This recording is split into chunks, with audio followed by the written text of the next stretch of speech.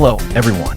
Today, we'd like to introduce an ODOT relay output module. The model is DT-2794. It features 4 relay output channels in total. Each channel is electrically isolated from the others. It supports AC output up to 250 volts. Each channel is equipped with a status indicator LED. Through these indicator LEDs, we can easily determine whether the module has a fault or whether each channel is operating normally. For automotive, packaging, and process industries, this means relay faults or load abnormalities can be identified immediately instead of causing hidden failures, misoperations, or unexpected line stops. The module adopts a removable design. The terminal block supports quick plug-in wiring. It can be connected to both inductive and resistive loads. There are dual backplane buses in total. When the adapter is fully loaded with 32 analog modules, a refresh cycle of 0.6 milliseconds can be achieved.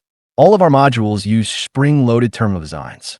During cable installation and removal, no external tools are required. Each channel is equipped with a status indicator LED.